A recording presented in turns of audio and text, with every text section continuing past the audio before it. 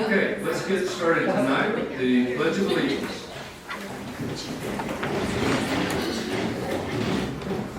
I pledge allegiance to the flag of the United States of America and to the republic for which it stands, one nation, under God, indivisible, with liberty and justice for all. All right, well, hi there, and welcome to our Townsend City Council meeting for August the 19th. We're glad you took some time to meet with us this evening. We've got kind of a busy agenda. We've got a number of things working on behalf of our citizens, and so we will take a break at 8 o'clock so that we can change the battery in the camera and take care of any necessities. So we'll get through as much as we can, then we'll take about a 5-minute break at 8 o'clock, and then we'll continue on. All right, Commissioners, you've been provided with a copy of our agenda. We've posted it online and shared documents with those that are interested for any more detail. I'd like to see if we could adopt our agenda. Are there any other items that Commissioners would like to add to the agenda? I think just a clarification that we're not having a beer board tonight, because it says beer board. We are not having a beer board tonight. Okay. Okay, thank you for that clarification. All right, may I have a motion and a second to adopt our agenda? Make a motion to adopt the agenda. Have a second. Second. Okay, all in favor of adopting the agenda as it's written here, say aye. Aye. Okay, any opposed? Okay, our agenda is adopted. Let's start with the some approval of some meeting minutes. We've got two sets here for your consideration. First one I'll take up is the minutes of our meeting on June the 17th, 2025. So this is our June City Commission meeting. I believe we took a look at them the last time we met, and maybe there was a suggestion that something needed to be changed or amended. Interim City Manager, any amendments or any changes that we need to be aware of here? Or? Nothing. Okay. All the minutes were done prior to the meeting. Okay.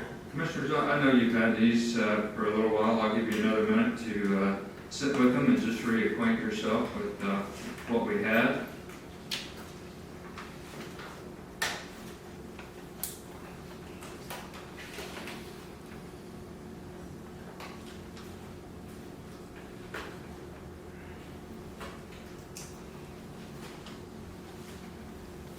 All right, I'd like to get a motion to adopt our minutes for June 17, 2025. Make a motion to approve the minutes from June 17th. It's June 17th. Okay, do I have a second? Second. Okay. I'll give you one more minute. Anything that we need to clarify?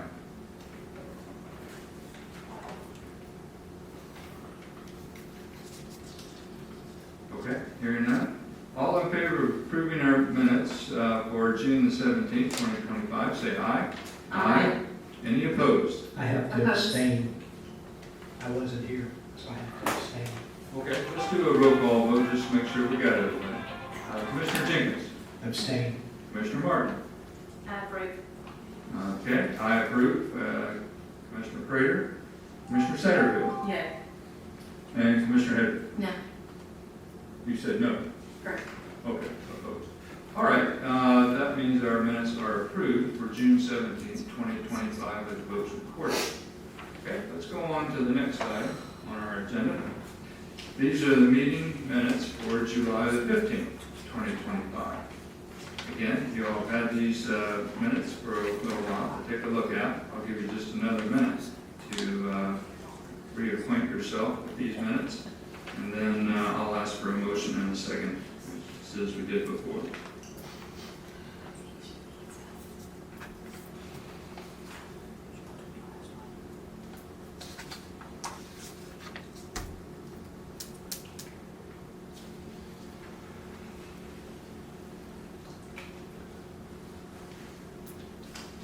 I'll just note that these minutes have the Parks and Rec report appended to them.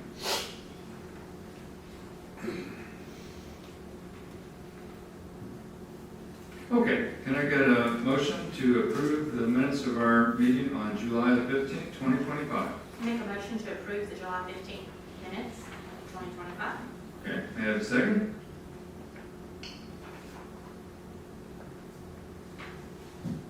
Second. Okay, got a motion and a second. Any questions, clarifications we need to make on these minutes from July the 17th? I'm sorry, July the 15th, 2025.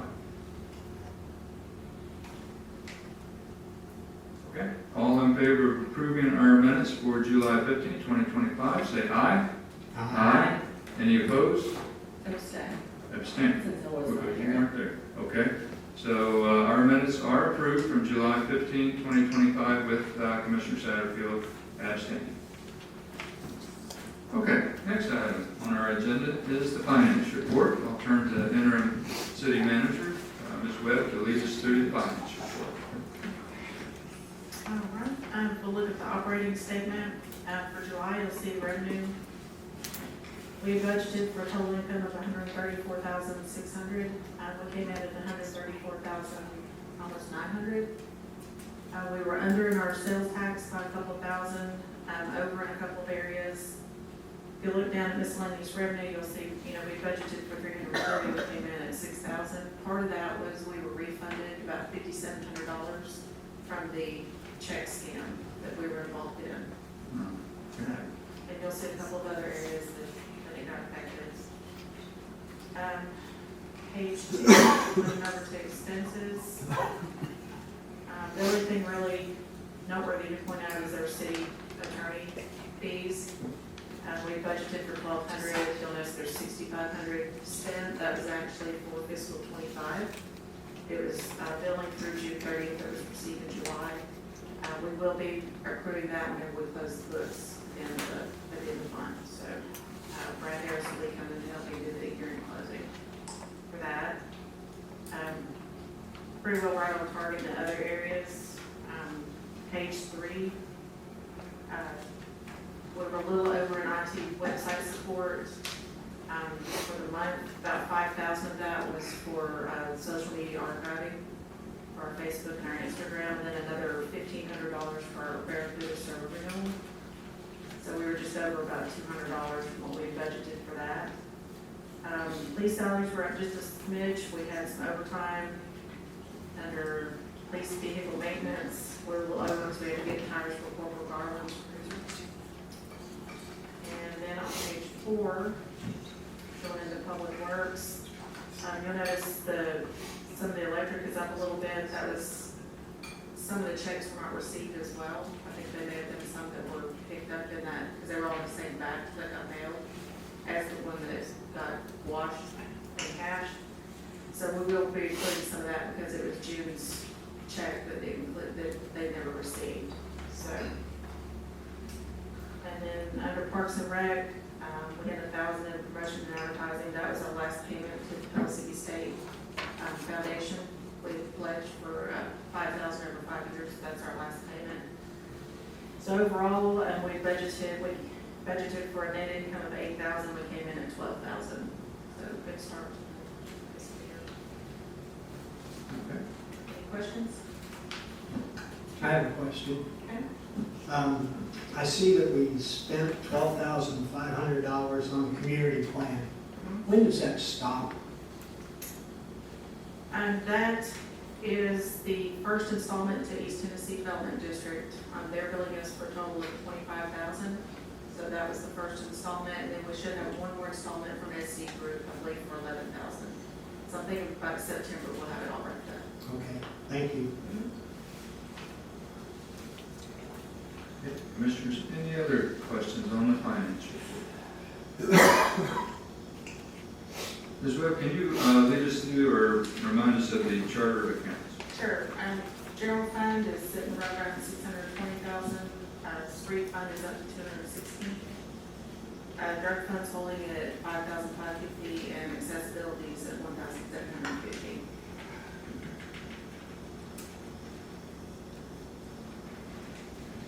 All right, Commissioners, any question or discussion on the finance report? All right. Can I get a motion and a second to approve the finance report? Make a motion to approve the finance report for July. Second. Okay, I've got a motion, second. Any further discussion? Last call.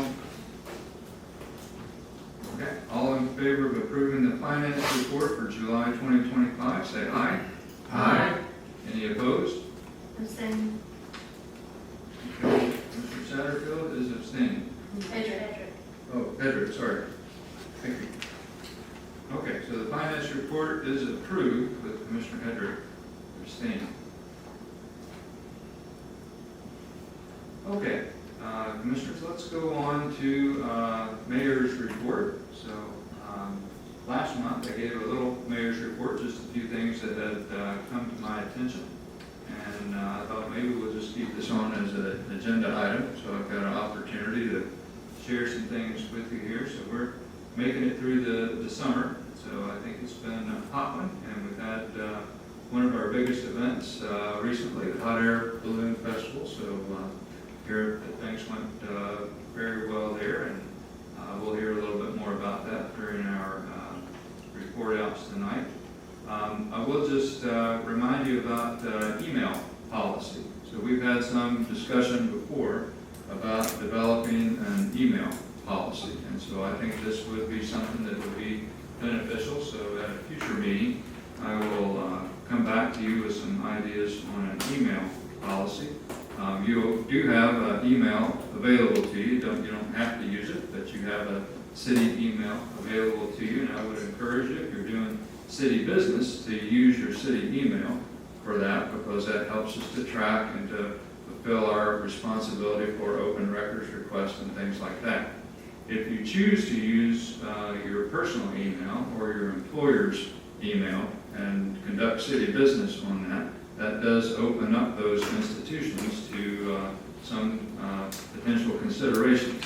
So I would encourage you, if you want to use email to do your city business, you can have one, and we track that, and we use that to comply with our responsibility for open records requests. Email is not a requirement. You don't have to have it. But if you choose to use other forms of email, it does open you up to some things. And so I'll be coming back with an email policy to discuss with you.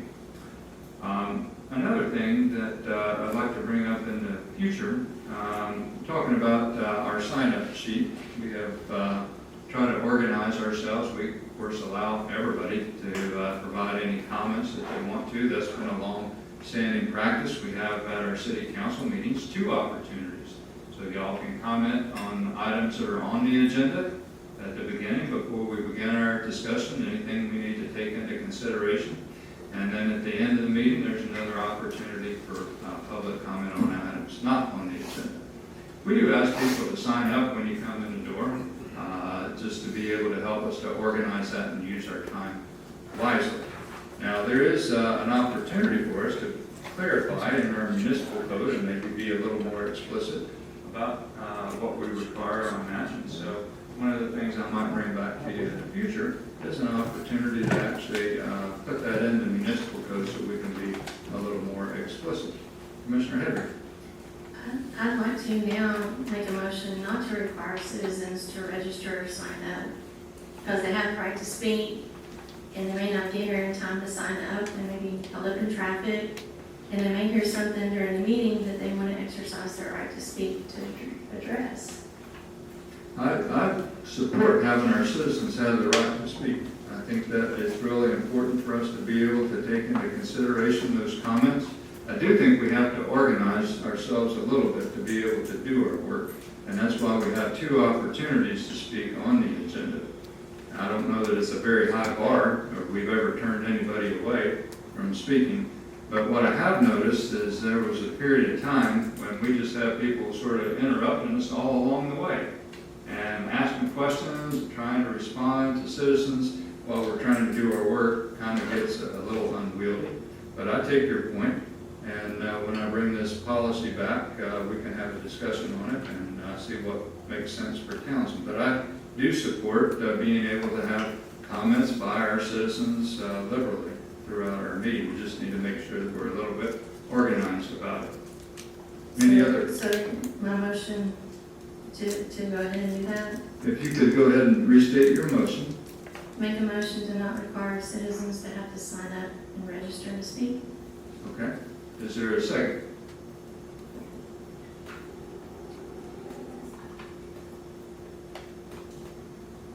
Okay. I don't hear a second, but I think it is a good thing for us to discuss, and I'll be very pleased to take that up the next time when we come back with some language that talks about that, and maybe that'll give you all some time to think about it. Okay, thank you, Commissioner Hedrick, I appreciate that. Okay, that's all I have for Mayor's report. Next up is interim city manager report. Don't have a whole lot. Did meet, have our first quarterly meeting with Blunt Partnership, just to kind of go over how some of the festivals are going. One festival went well. I just had some medical calls, there was some heat exhaustion, it was pretty hot. You must come a little closer to the microphone. Yeah, the Bloom Festival went fairly well, just some heat exhaustion complaints, but traffic wasn't flowed pretty good. There were just a couple of times it seemed like everybody wanted to be here right when it started, so that right turn lane was kind of backed up. But other than that, it went smooth. Next event up there will be the Grapes and Grits. That's a ticketed event, so so just getting ready for Okay. 2026. That's it for your report? Okay, let's keep motoring. Thank you. Commissioners, any questions for city manager? Okay, next we'll go to the police report. Chief Conley's not with us tonight, but he's provided us with a report. I'll read it out. Good evening. We are in the middle of one of our busiest 2 months of the year. Last weekend's Balloon Festival had a large but well-behaved crowd, as there were no arrests or citations. Traffic got a little congested temporarily, but officers were able to keep things moving. We noted a few operational issues that we will be able to learn from and refine our plans at future events. We are constantly adapting to changes in traffic and security concerns to ensure that our response is adequate while not being intrusive. This week, you will see Jeeps, and more Jeeps. We will have extra officers at the Weirs Valley intersection and the event center entrance to attempt to keep traffic flowing. There will be backups and delays. There's just no way to avoid it with the volume of vehicles coming through. As always, we'll do our best to keep everyone safe and minimize their inconvenience. Everything non-festival related is running fine, business as usual. Thank you for your continued support of our department. It makes our job much easier knowing our commissioners and our community stand behind us. Commissioners, I don't know that I can answer any questions on behalf of the chief, but that's his report. Okay, let's go next to the fire report. Chief Stallions. You kind of echo Chief Conley there. Busy time. I think we're 4 calls today alone. The Balloon Festival went well. You know, each festival has its own kind of flow.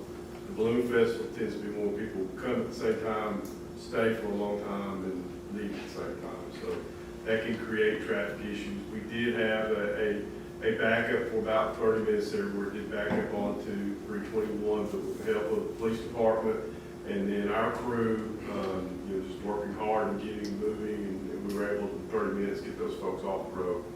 It is a priority for us because obviously, as I said before, the festivals provide income for us. So it is a priority for us to keep traffic off of 321. That's probably the main thing that we do. Obviously, safety in the field and safety when people park.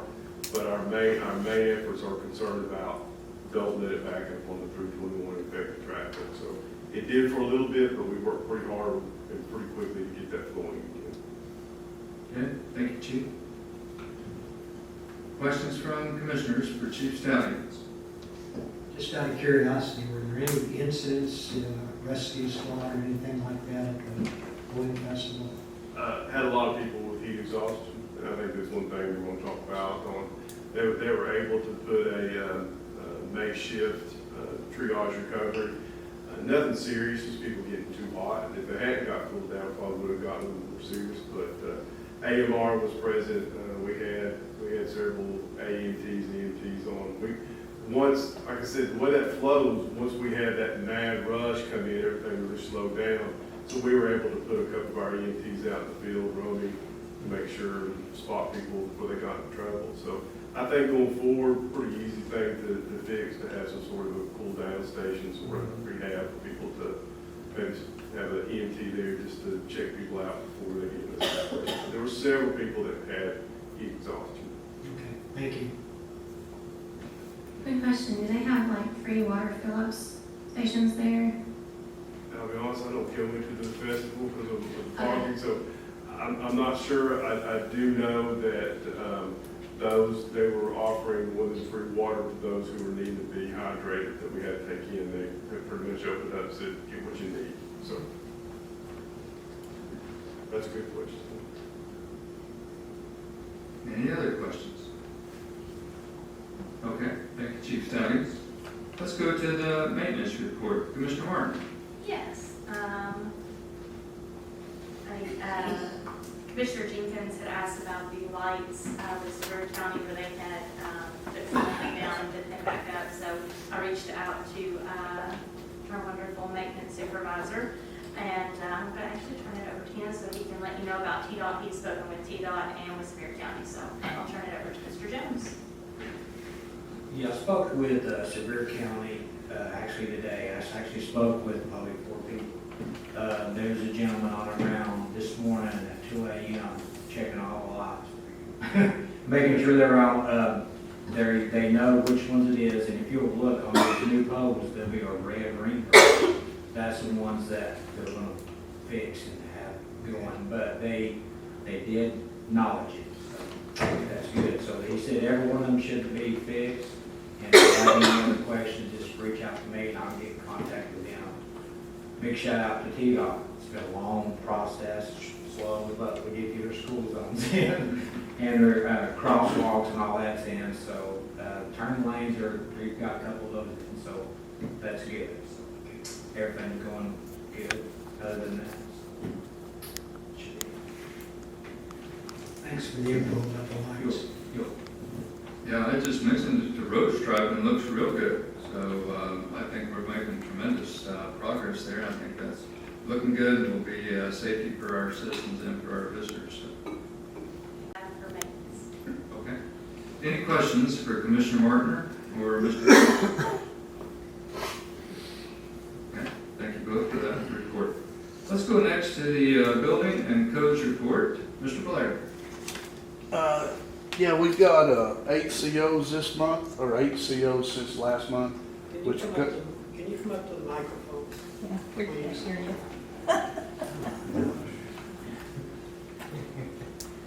Thanks for having making me feel important. Yeah. Actually, I had trouble understanding some people in last month's review of the tape.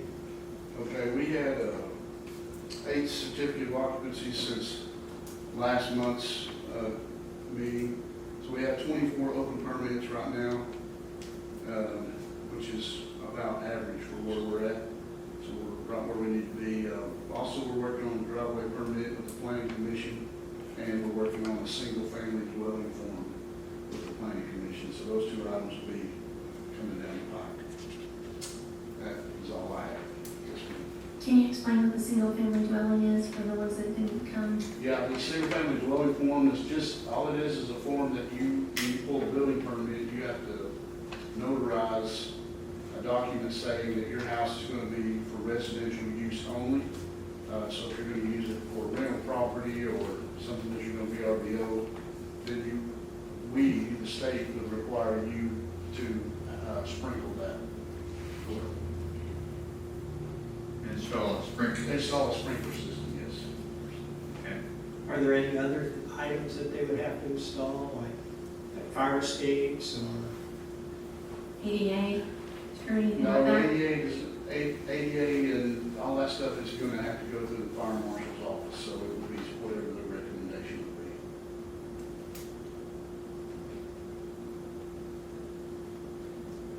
be. Okay, any other questions from Mr. Blair? Okay, thank you, Mr. Blair. Mr. Ogle, codes report.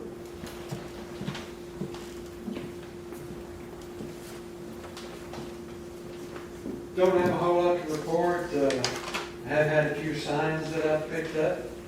Had a few incidents where I've had to write letters about grass and that type of stuff. But that's been about it. Okay. How was the mobile food vendors at the special event? They all checked out. Every one of them had their permits. Okay, very good. Any questions for Mr. Ogle? Okay, thank you, Mr. Ogle. Okay, that concludes the building codes report. Next, let's go to the recreation report. Commissioner Satterfield. All right, thank you so much, Mr. Mayor. Just a few things to note. Tonight, there's a couple of things on the agenda.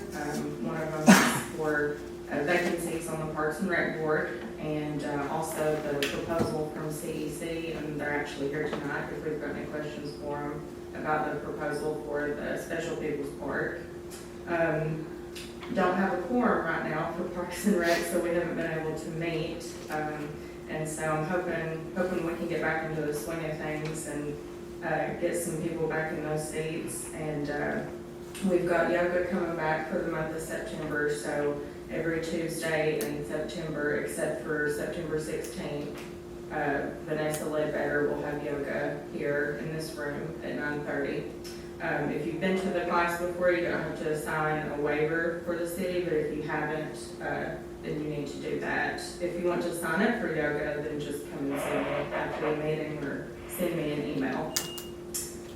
And then we're also going to try to bring bingo back next month. I know a lot of people have missed bingo this summer, but I haven't had any help, so we will hopefully bring that back next month. And let's see, and I had a conversation with Ida from SE Group that's doing the community plan. She sent me a draft of the Parks and Rec plan, so we had a Zoom call last week, and it was very productive.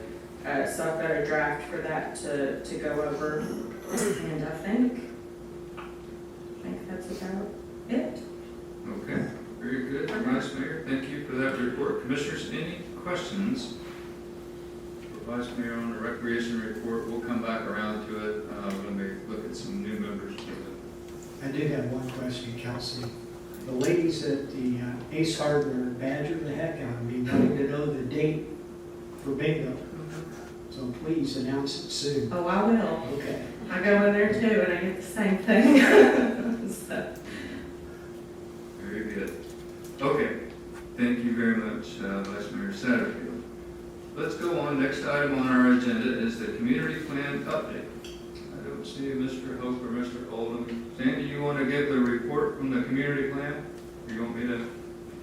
You heard what I heard, so I'll just allow you to speak to that. Okay. We had the meeting of the Community Plan Advisory Committee this afternoon at 5 o'clock. That's our usual time. It was recorded, so you'll be able to listen in on that.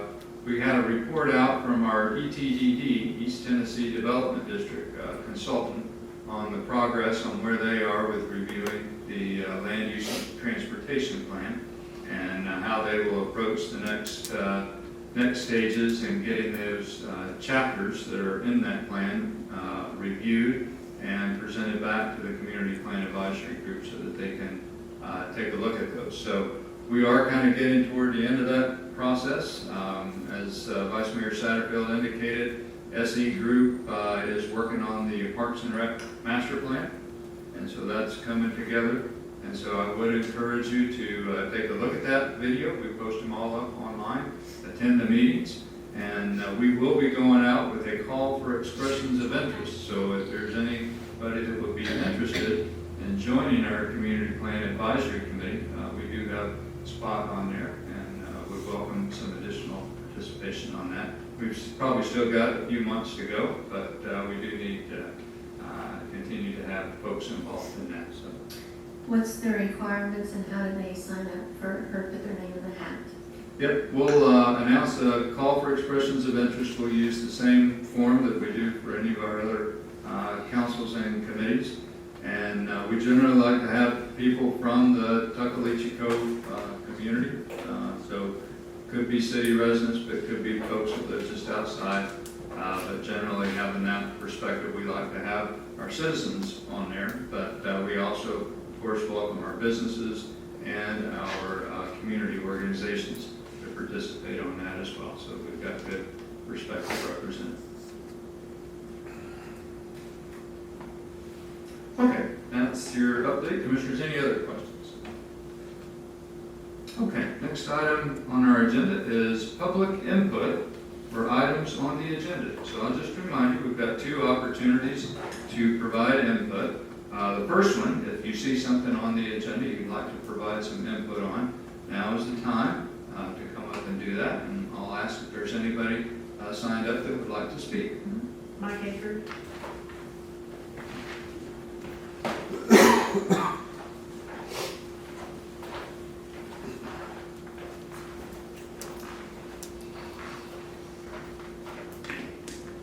Mike Baker, 7511 Old Highway 73.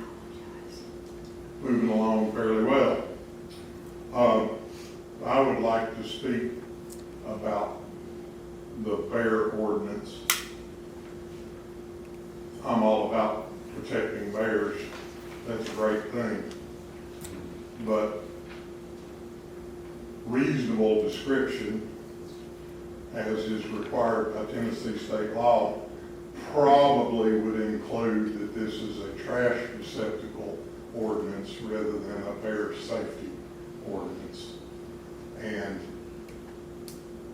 people of Townsend that see the agenda online are probably a lot less likely to speak about protecting the bears than they are seeing everybody have to buy a different trash receptacle.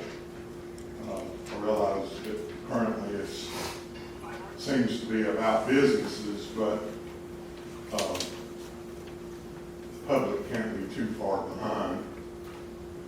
So I'd like for you all to seriously consider the importance of reasonable description actually being about what the resolution or the ordinance is about. This title is very misleading for the public regarding the expense of their money and your control. I have spoken before talking about the importance of publishing these documents, and this particular agenda item there can't be much better example of how important it is to put those items in a manner that they're published and easily accessible for the public, because this would in no way be deemed by anyone to be a reasonable description of what you all are doing with this title on the agenda. So thank you very much. Okay, thank you, Mr. Aker. Anyone else signed up to speak? Don, did you speak? Sandy.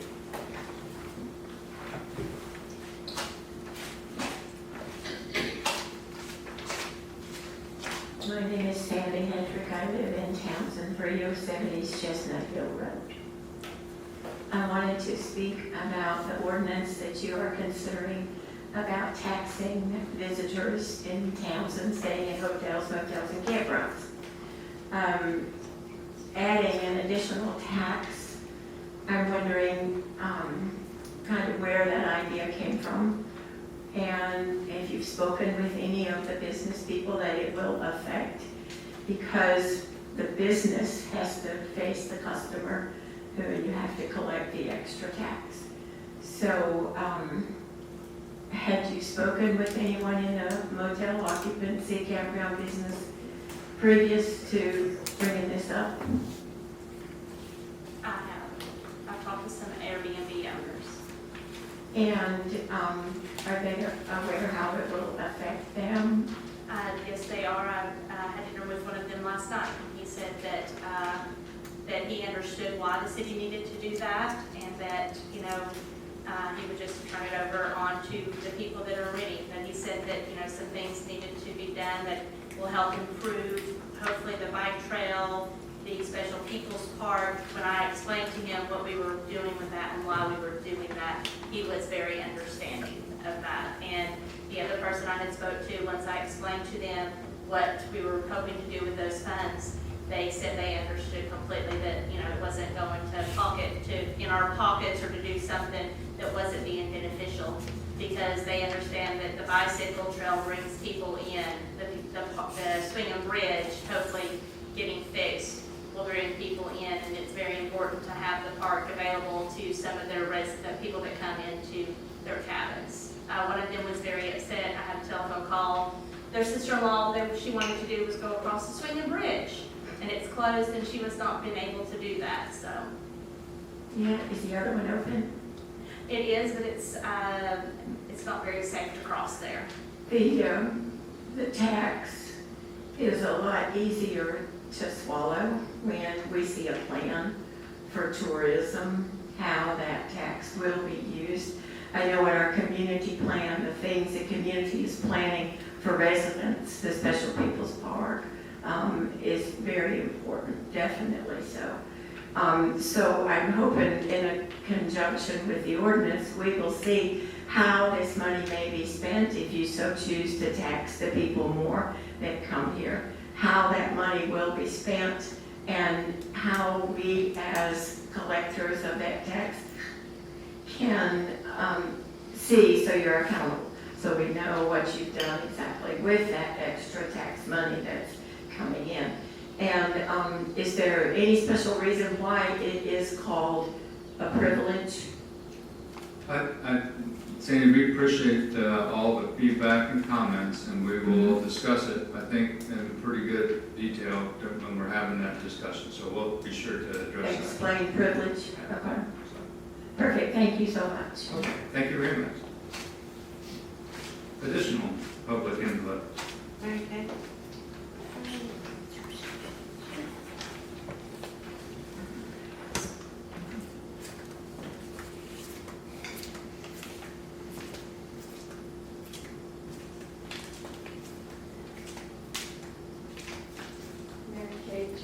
I wasn't gonna say anything, but since Sandy brought it up, and the businesses keep telling us that all that tax money, they bring it in. But doesn't a large percentage of the bed tax, whatever it's called, go to Blunt Partnership, the state, and then to Blunt, and a much smaller amount goes to the city? Maybe someone should get Blunt Partnership to give more of their share to the city of Townsend so we can fix things. Or maybe we need to go to state and get those percentages changed so that Townsend actually benefits for all the money that is taken from our bed taxes. It just seems like, sure, you're gonna charge taxes, but we really aren't gonna see that much of it. What percentage does the city get of that? 2-3%? Something like that? Anyway, that's just a question. Thank you. Appreciate that feedback. We'll have a good discussion on that. That helps us a lot. Thank you. Anybody else? Okay, anybody else would like to speak? Okay, we'll move on to our new business, Commissioners. First item up on our new business is a special event application for the Smoky Mountain Very Scary 5K. The date of this event is October the 17th from 8 p.m. to 10:30 p.m., so it's at night. Location will be organized there at the Abbey. And let's see what else I can tell you about it. The event coordinator is Jenna Wagner. And let's see, we'll be launching off at the Abbey. Jenna, would you like to come and tell us a little bit about the event? Good evening. So it's a Halloween 5K 1 mile fun run. It's 50 years, so kind of business as usual as far as changes for this year. Family friendly. We don't allow pets, but We do have a good time leaving from the Abbey, kind of utilizing most of the Greenway for people to just come and celebrate Halloween. Scares along the course, so it's a fun time. Okay, sounds very good. Can I get a motion and a second up for discussion, then we may come back to you with some questions? Make a motion to accept the application for the Smoky Mountain Very Scary 5K. Can I get a second? Okay, any questions or discussion? Commissioner? How do you, since it's at 9 and it's dark, are you gonna have people with flashlights, or how we mark the course? Yeah, so we use glow sticks along the course, no paint or anything like that. We've got reflective signage all throughout so people know where to go. And then we give them either a headlamp or like a glow wand so that they can kind of guide their way. What's the route? We leave behind the Abbey Riverview, I guess that's Sandy Lane, go under the tunnel on the Greenway, and then come back the same direction, so it's an out and back course. I'm a little worried about safety at night. That's the reason I was asking the route. Okay. Because like for coming down my street, it's dark. And there's quite a bit of traffic that time of night. People going between the Abbey and the peaceful side back and forth. So I was concerned about that. So you get about 500 headlights? Yeah, that's part of their swag bag they get for signing up. Do you have any type of noise associated while they're running, any announcements being made, music, anything like that? There is, like on property at the Abbey, but not throughout the course. Have you done this race before? Yes. How many, The first year they did, it's grown a little bit every year. The first year, I think they had 30 or so. Last year, we had around 300. excuse me. Okay. Well, usually I would ask Chief Condi if he had any comments on that. Have you spoken with Chief Condi or? Yeah, he's aware that that it's happening again this year. He hasn't given us any feedback on anything that needs to change, but certainly if there's things that we need to do to improve the safety, we're happy to talk further through that. Have you had any previous issues in the previous year? Not that I'm aware of. This is the first year I'm kind of coordinating. Oh. City manager, any problems with this event? in the Not that past? I'm aware of. Chief looked at it. Okay. We've done it for several years. Okay, all right. Commissioners, any other questions? Okay. All in favor of approving Smoky Mountain Very Scary 5K, say aye. Aye. Any opposed? Okay, the application is approved. Let's go to the next one. The next event we have on our list is the Twisted Piston Car Show. The date for this is October the 11th. Time is 10 a.m. to 6 p.m. The location will be at the Tally Hill. Christy Garner is organizer. We've seen this event before. Let me see what else I can tell you about it. There'll be food, some craft vendors. Let's see. That's about the size of it. Christy, you want to introduce this for us? So this will be our third year here in Townsend. Last year, of course, this is a charity fundraiser event. We don't keep any money except for the expenses we give out, that we have to pay out, then we pay our reimbursement ourselves.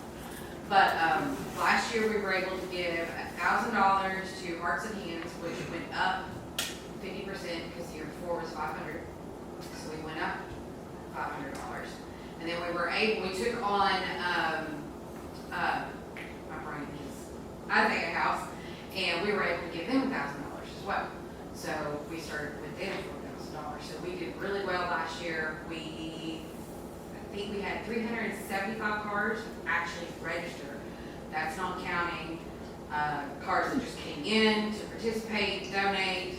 And then we had a lot of people just come. It's a free event, so we don't charge to get in, and people donate, etc. They buy shirts. That money goes right back into the community as well.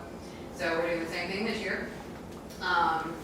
Status quo, craft, jewelry, that kind of thing, swap meet guys that have like hard parts and whatnot. We usually put them on the far end of the field.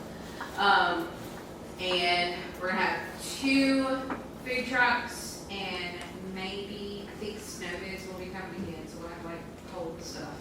It's hot, but it's October, we never know what temperature it'll be, right? So, and we do have a DJ. It's not super loud, you won't really hear it off the property. So, and I think we're gonna have a guy, Roscoe Morgan Jr., I don't know if anybody knows him, he's like a local, musician, and he's gonna play for like 45 minutes. Once again, you'll never hear it off the property. So, that's about it. Okay, thank you very much. Commissioner, may I get a motion and a second to approve the Twisted Piston Car Show? Make a motion to accept the special event permit for the Twisted Piston Car Show. May I get a second? Second. Okay. Any further discussion or questions? I have a question. I was surprised to see your anticipated attendance is 2,000 people. That's not counting, that's 2,000, so I'm counting the cars, plus people who just randomly walk in off the street. So we have a lot of tourists that are just like, oh, hey, look, there's a car show, and they come in. Okay. So I'm guesstimating around 2,000.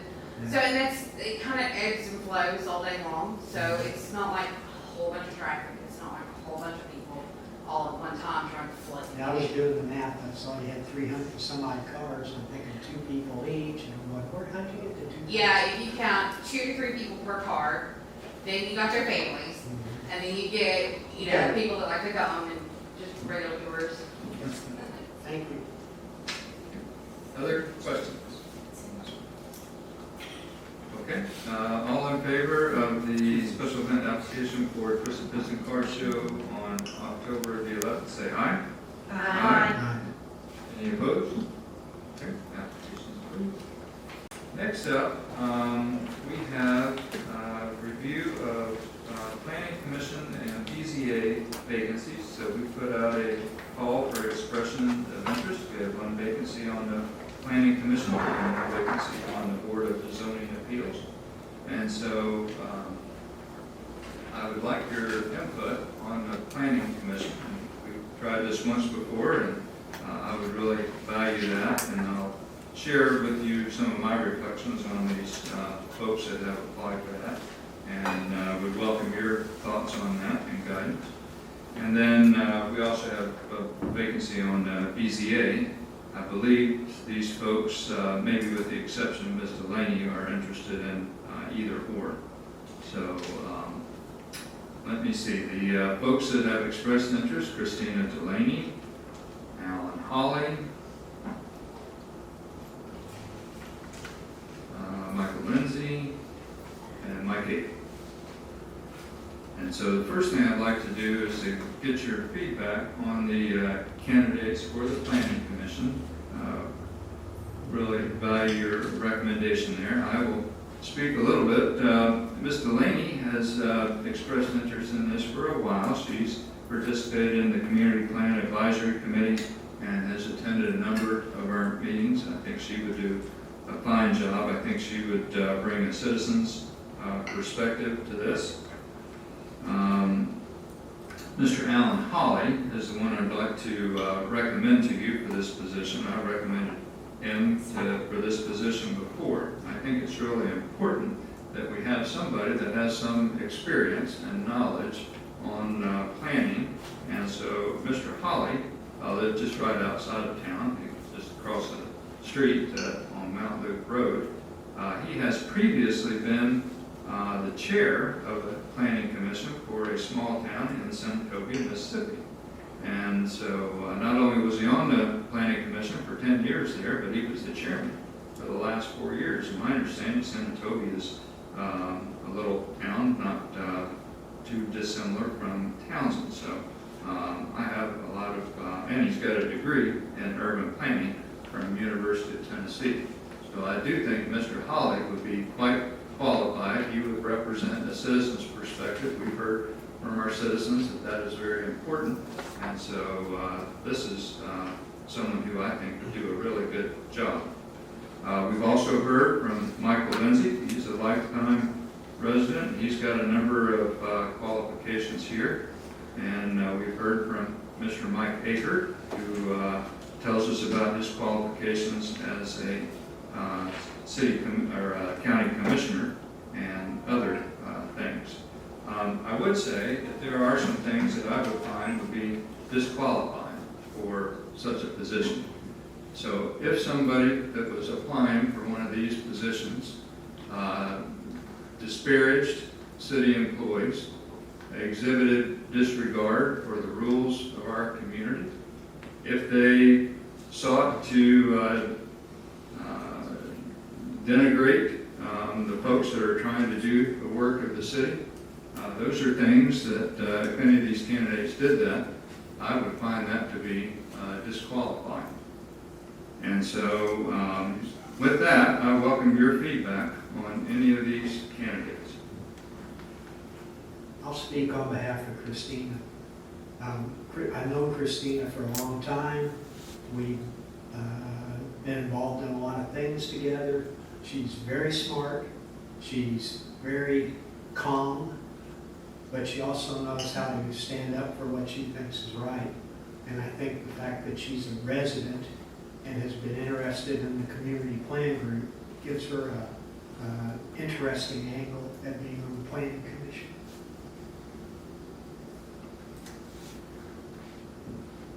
Okay. I would just like to mirror that, Pat, and say the same thing about Christina, and I was gonna recommend her for planning commission as well. Okay. I'll speak for Mike Lindsay. I've known him all my life and have worked with him on the fire department and other things through church, and have known him for many years. And he is a lifetime citizen. He loves this town, and I think he would be wonderful to get on the BZA, being a resident and being connected. I know he's done some building projects at Big Valley and helped them do some things up there. So I think he would be very good for the BZA. And I think, personally, in my opinion, I think Mr. Hawley would be a wonderful addition to our planning commission. Thank you, Commissioner Martin. Mr. Hedrick. Christina Delaney, for planning commission, she's come to lots of meetings, she's been involved with a lot of things. And for BZA, Mr. Aker, for all of his knowledge. Okay. Now we will vote on the BZA because according to our municipal code, we will vote on that, and I will take your recommendation under advisement for the planning commission. So for the BZA, I will go ahead and make a motion to nominate Mr. Michael Lindsay for the BZA. Do I have a second? Second. Okay. Any further discussion on the candidates for BZA?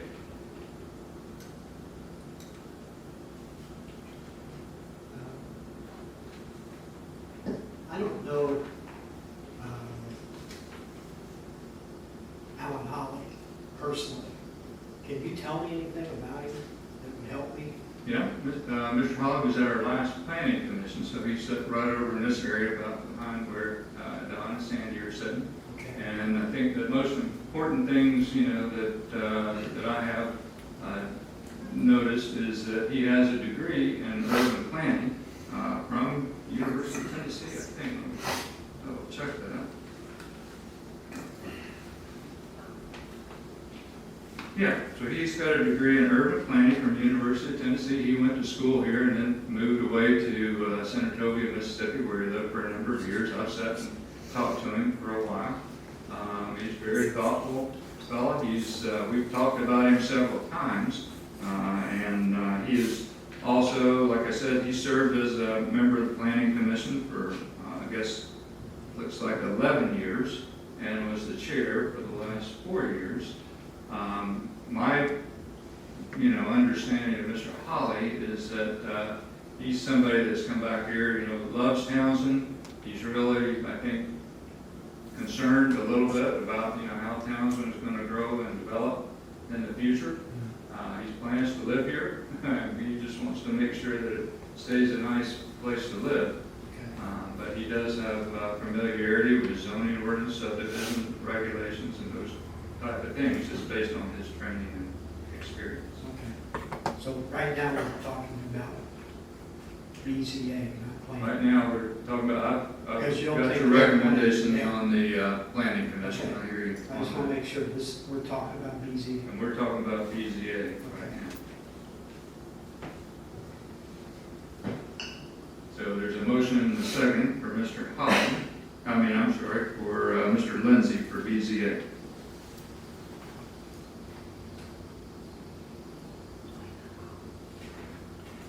Okay, all in favor of Michael Lindsay for position on the BZA, say aye. Aye. Any opposed? Opposed? Okay, that's, Mr. Lindsay is approved on the BZA, and with Commissioner Hedrick indicating opposed. Okay, thank you very much. Speaking of planning and BZA, I go back and I want to make a motion to revisit the voting that was previously done for planning commission and BZA by secret ballots on January 3rd. I know recently the lawyer called us, or I think individually, to speak about that meeting, and he mentioned that because we voted on the results of the secret ballot, that it made it legal, but it was still gotten to those people by a secret ballot. So I still don't think that that's legal. So I wanted to see if we could go back and redo that vote as well. Okay, I'm happy to hear your motion. We'll get a motion. If we got a second, then we'll have some discussion on it. We do have on our agenda later on amending the minutes of the meeting up to January the 3rd, where we took that vote. And so if you want to make your motion, we'll see if there's a second. That's what I just did. I want to make a motion to revisit the voting that was previously done for the planning commission and BZA by secret ballots on January 3rd. Okay. When you say revisit, you just want to re-vote on it? Or Do it all over a again. do-over? Yeah, Okay. because what we voted on after the final tally was arrived by secret ballots. Okay, thank you, Commissioner Hedrick. Is there a second?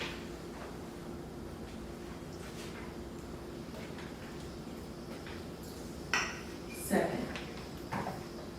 Okay, now we'll have some discussion on that. So what we did on January the 3rd, which is available on our YouTube channel, you can go and take a look at it, is we tried to do a process to be able to get input on the Planning Commission and on the BZA, very similar to what we did tonight.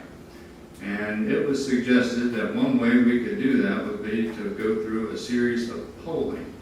So if you watch that video, there's 3 times that I say we're doing polling. And so we did do a process of polling where we took nominations and we had that information read out by the city manager. And, you know, that's sort of how we did the polling process. But what we did at the end of the meeting, and what we didn't capture in our minutes, is the result of our vote. And so we did take a vote on those positions at the end of the meeting. And the vote was really on the BZA, because the mayor still, you know, selects the planning commissioner. But we did take a vote, and we didn't capture that necessarily in our meeting minutes. But we did have discussion. It was pretty open, transparent. Anybody that's interested can go and take a look at it. And we do have it on our agenda for later on this evening to amend the meeting minutes to tell more specifically about what we did. So I don't think we need to redo the vote necessarily, because I think it was done in the correct manner. We did actually vote on those positions. And you can go back and watch it if you don't believe it. Any other discussion? So just to clarify, the only vote in question would be the BZA. Yes. The planning commission didn't matter whether we voted on it or not, because it's the mayor's prerogative. That's right. Okay, we've got a motion and a second. Any further discussion? All in favor of this motion, say aye. Aye. All opposed? Opposed? Opposed. Opposed? Okay. So we'll do a roll call, just make sure we got it right. Commissioner Jenkins, Opposed? Commissioner Martin, Opposed. Commissioner Prater, opposed, Commissioner Satterfield, Opposed. Commissioner Hedrick, Four. aye, 4.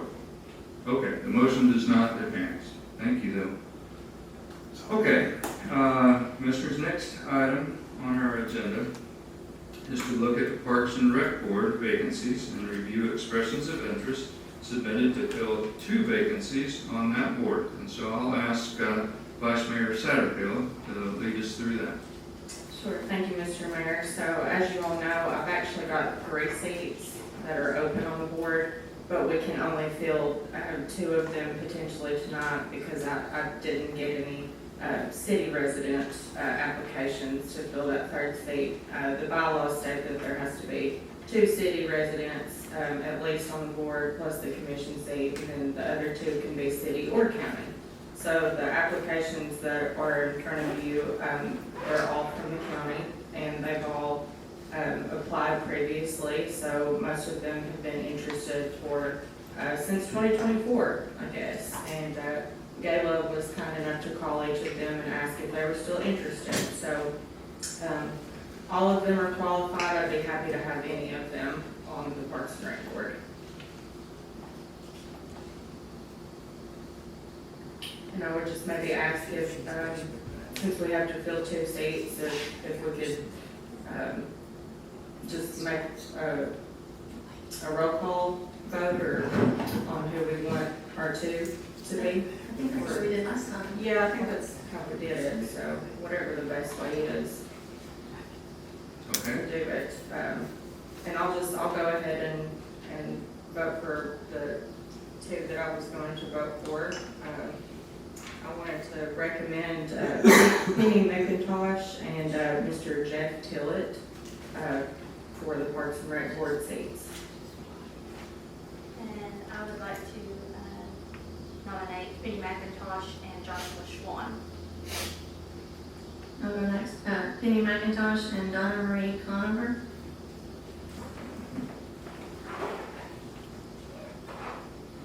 I'm in favor of Donna Conover. That's the only one I have. Okay. Okay, I would support Donna Conover, and I also would support Sheila Majors. All right, so we had 3 for Penny and 3 for Donna, so it looks like that's, Okay. do I need a, Let's make a I'll make a motion and a second, Okay. so we can officially vote on those 2. okay. I'll make a motion for Penny McIntosh and Donna Marie Conover for the 2 vacant seats on the Parks and Rec Board. Second. Okay, I've got a motion and a second. Any further discussion? I'm a little confused. Do we have to vote for those 2 particular people?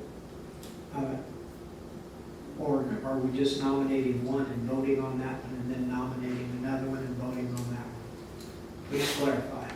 Well, we've got a motion and a second for 2 people, but They got the most tallies when you all told me who you wanted. they're in the board. Okay, all right. Okay? Or do we want to do it individually, just to clarify? That's fine with me. Okay, let's just do it individually. Go ahead. Penny McIntosh and Donna Marie Conover. I think the idea was to do them one at a time. Oh, Just one at a time. So make a motion for one and then we'll. Okay, vote hold for on. one. So you take your other motions off the table, Yeah. and then we'll start again. I make a motion for Penny McIntosh to be available seat for the Parks and Rec Board. Second that. Okay, all in favor, or any other discussion on that? Okay, all in favor of Penny McIntosh for Parks and Rec, say aye. Aye. Okay, any opposed? oppose. Okay, unopposed. Penny McIntosh is selected.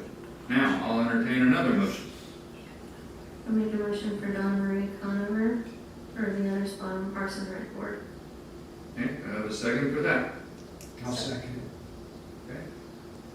Any further discussion? Okay, a motion for Donna Marie Conover for Parks and Rec. All in favor, say aye. Aye. Any opposed? Okay, thank you all. Sorry for the confusion. We're doing our very best to make sure that we're doing things correct. Okay, Commissioners, let's go to the next item on our agenda.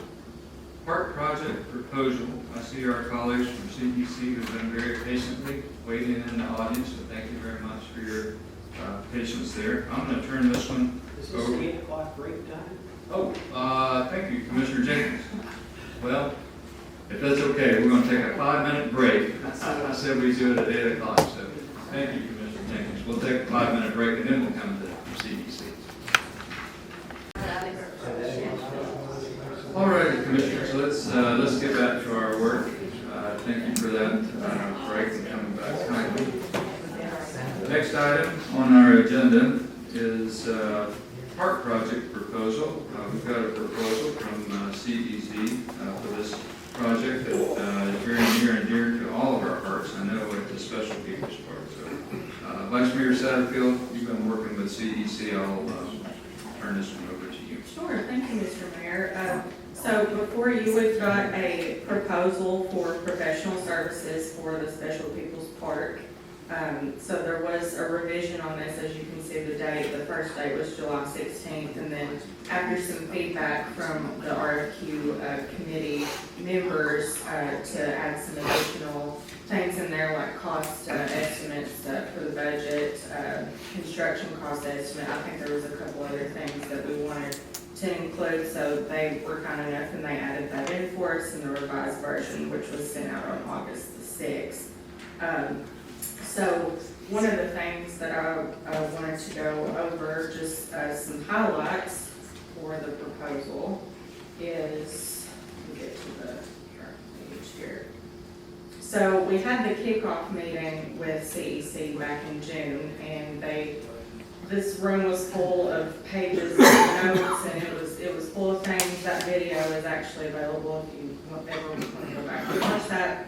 So they listened to the wish list, as you will, the grocery list, for what we're kind of wanting for the park and the direction that we want it to go and what we'd like to see, but they were mindful that we are a small municipality and that we, need to be responsible with expenses and things like that. So they have put together a cost estimate for their professional services for surveying and then their due diligence and planning.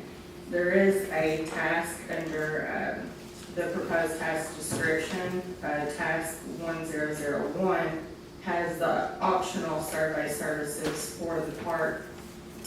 I don't know that we need the optional survey services for now. I think that the professional survey services that are listed in task 1000 and then task 2000 would suffice for the planning of the park, but I'm willing to hear open feedback at the ones that have read through the proposal that know more about this than I do, because I am not a professional when it comes to this stuff. So just looking for some questions. If you've got questions, CEC is here to answer those for the proposal. If we've got questions about fees or what they're going to be providing for us as far as scheduling. One of the things that they did add in for us is,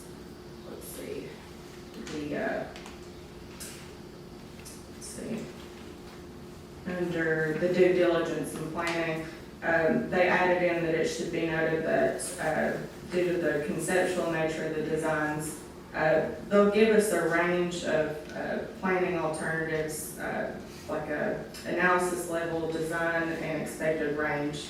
And then they will also do it's expected that they'll do 2 community engagement meetings with the public, so that we can get the public's feedback on what they would like to see for the park. And I would just like to ask if you would come up and just kind of maybe walk through anything that I missed. Okay.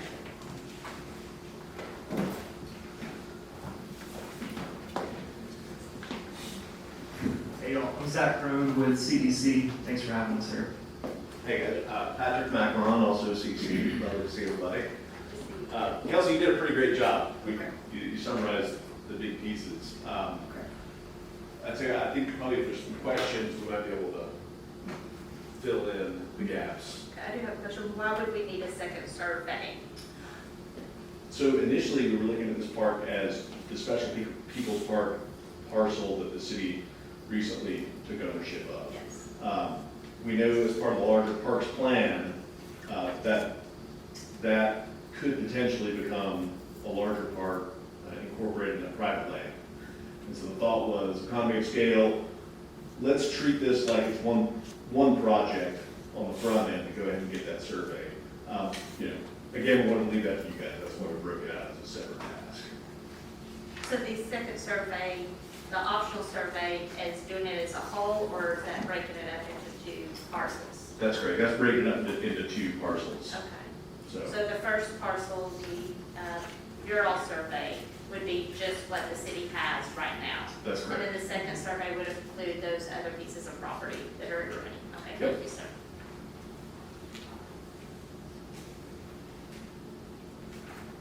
Do you all have any other questions for CDC about their proposal?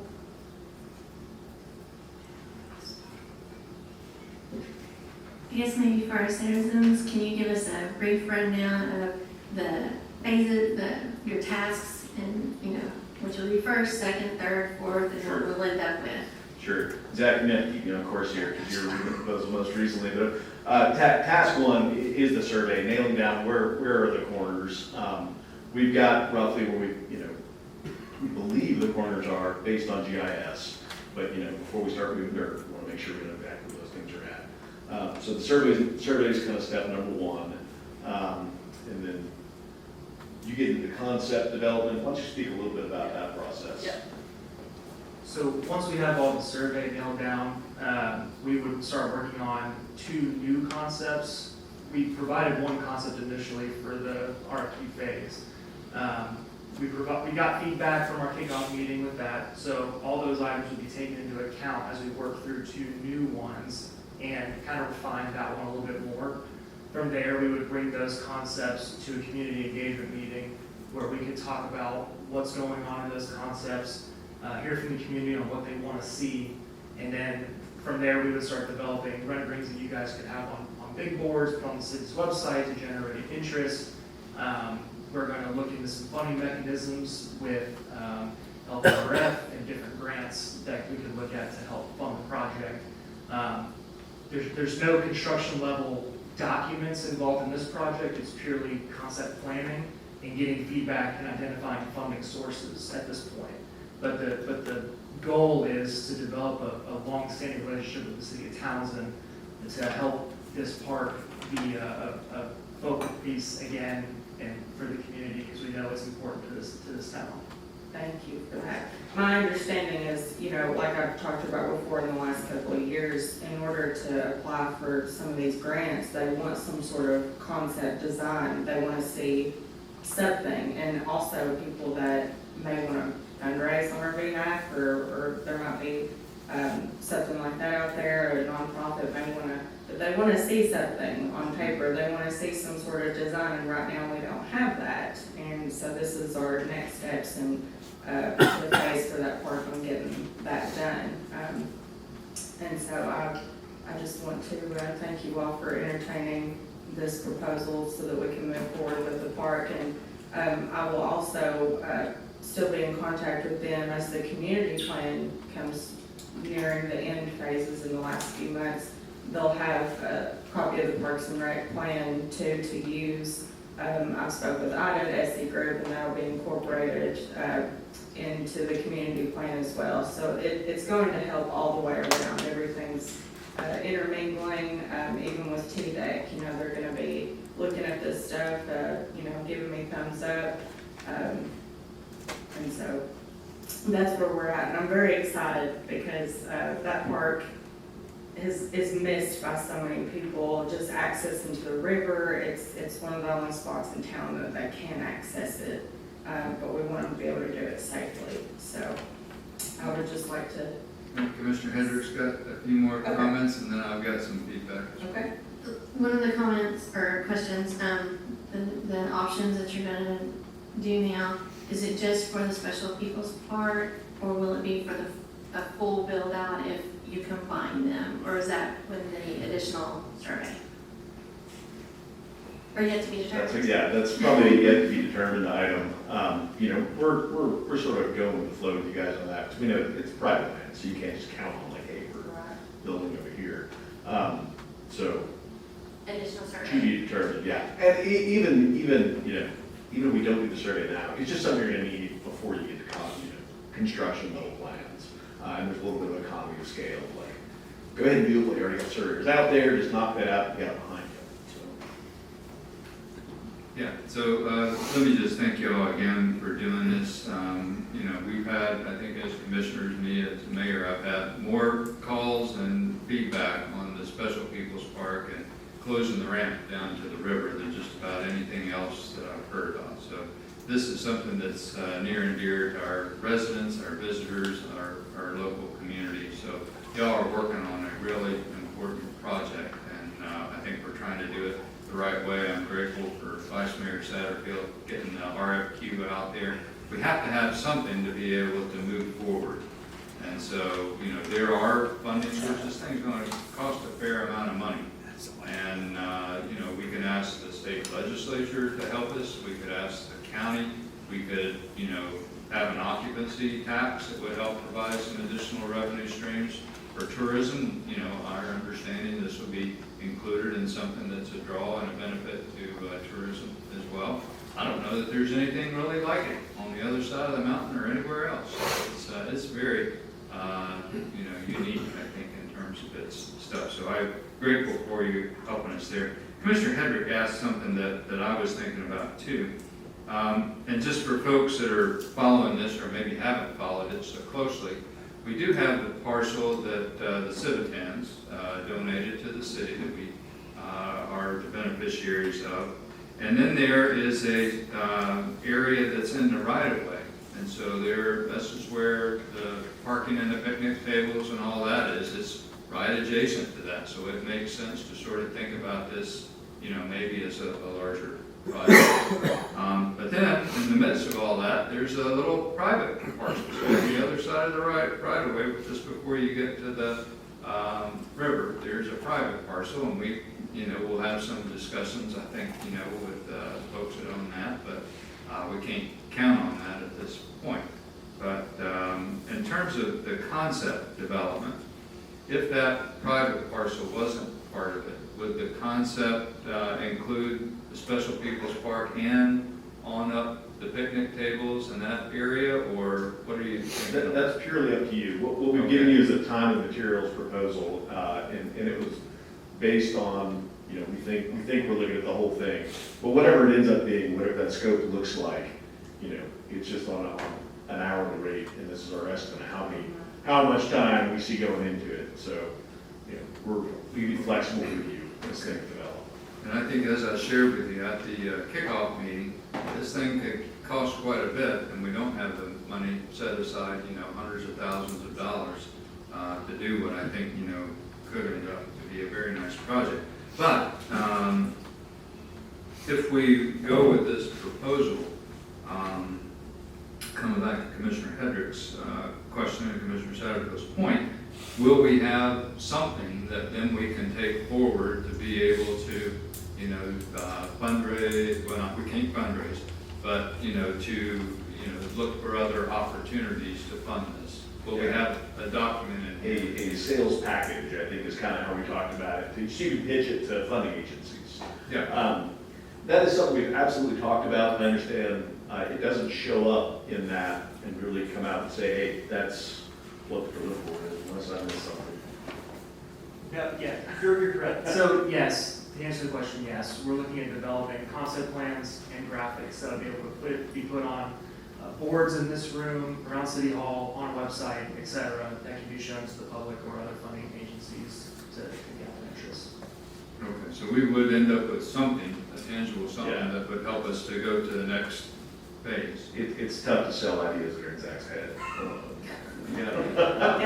And although it's hard to nail down how much this is gonna cost until we get the concept plan that we all agree on. Yeah. We won't know construction costs until down the road, but I think you all were gonna maybe try to help us with a range. Yeah, a planning level cost, and if you read that proposal, it says minus 50 plus 100, like it is a very broad. Yes. But of course, we don't know exactly what we're aiming at yet, so. I think with the public engagement meetings, that will kind of help us narrow some stuff down, what we need, what we want. I'm sorry, go ahead. I was just gonna say, you'll have a high contingency for that, but also depending on how things go in the next couple of years, your prices can fluctuate. So while we may have a price now, depending on rates, it could be 6 times Sure. what, that you're doing, so we'll just have to. And I think it's a matter of how much money can we get to the table, Well, and that's, what to do. yeah, I'm wondering if an approach might be to sort of have a budget model and something that might be, more elaborate. And that way, we can present both. And, if we can get funding for one and not the other, and have one sooner than the other, that might be a consideration. So is that a possibility, or do we only sort of get one option at the end of this? I mean, I'm not gonna hand you into any one option. No, if you wanna look at this, like Zach said, we can look at multiple concepts. And if you wanna break it up into like instead of 3 concepts that are all probably about the same level of effort, but just different amenities or different scale of projects, we're happy to look at it either way. I could see us getting to a place where we have, sort of the base model, that we might be able to find somebody that would help us with that. And then, beyond that, who knows how much, we might be able to do. Okay. I have a couple of questions. I assumed that we would have phase 1 plan, phase 2 plan, phase 3.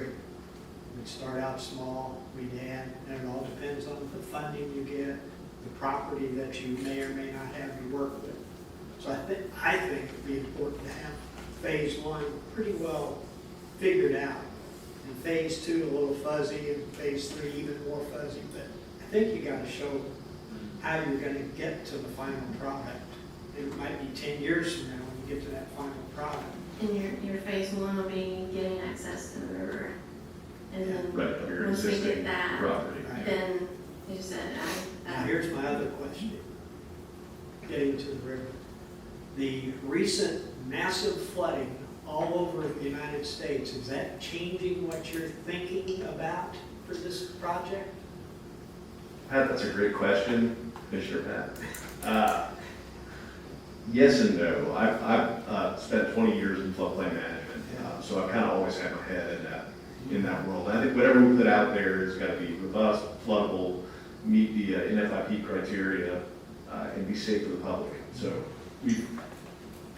it's a factor, but not any more than it always has been. Okay.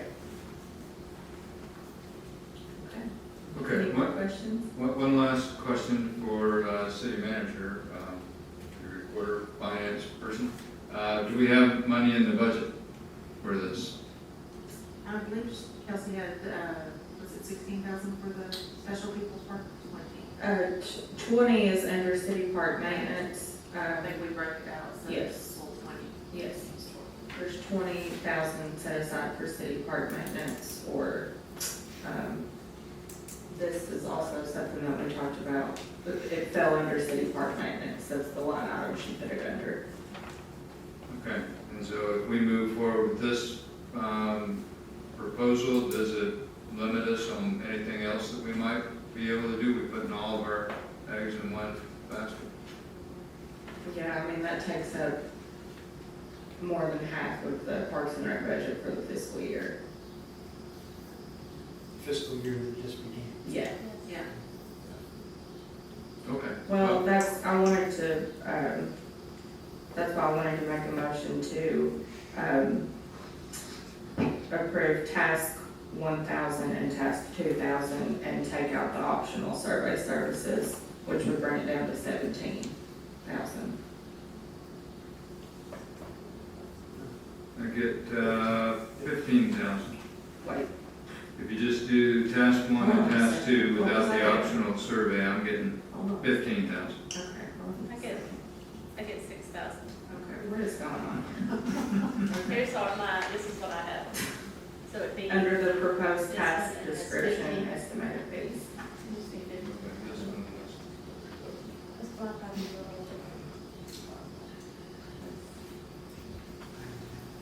were. Okay.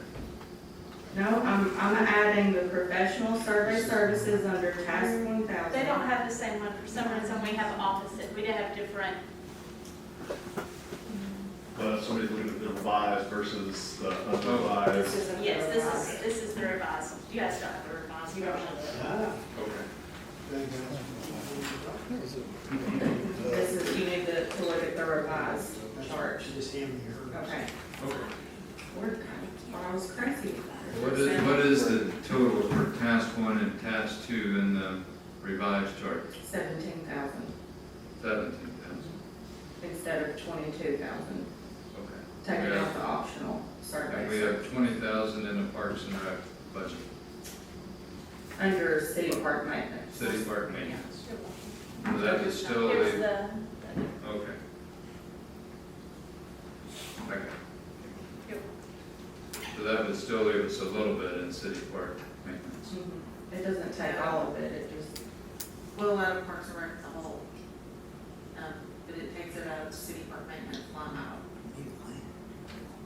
yeah, we would be left with 3,000 under city park maintenance, which is what we were budgeting for either park. Like if the park up there on Mount Avenue needed something, we would have 3,000 left for the fiscal year to fix something up there. it was pretty sturdy, everything up there except for the barn, we are not using the barn, so. And the big tables are in good shape, the pavilion's in good shape, I mean, if something happens, I mean, wind can happen to the roof, but, We could have a community rec day again. so, but everything looks very sturdy, I was just up there this weekend, so. Mr. Jones, what do you think about that? I mean, you're the one that, sees the park up there more than the rest of us. Yeah, other than the bathroom, I mean, we need to, we're going to continue that. We got that, and then we talked about maybe putting fans up, so, might want to think about the bathrooms and the fans. What do you Other think, than that, do you think the $3,000 would do us for the year? yeah. Okay. Okay. Well, I'll just make one more comment. Sometimes you have to be bold to try to get something done. And the Special People's Park, we have gotten a lot of feedback. And again, I know we're going to have a discussion coming up about what kind of things, we could use occupancy tax for. But at a certain point, I think the city has to start and put some seed money down so that we can actually take this project forward. And just from the kickoff meeting, you all are very invested and I love the energy you have for this park idea, and I know you all will be there for the entire project, so, and I appreciate you all for the wish list of things. I mean, this room was filled with pages that Patrick was like a mad scientist in this room, like writing stuff down that the city would want for that park, so. I know. Yeah. So I know that they'll work very hard for us. Well, I think on it's this. pretty clear our citizens support this. Okay. Okay, so we need a motion to move, Thank thank you. you very much. We need a motion to move this proposal forward. Unless you have anything. I make a motion to accept the proposal from CEC to develop the Special People's Park. I'll second. Okay, and this is for task 1 and task 2 only. Right, task 1,000, task 2,000, taking out the optional survey services, is that what you wanted to do in your motion? Yes, please. Okay. Any further discussion? Okay. All in favor of the motion say aye. Any opposed?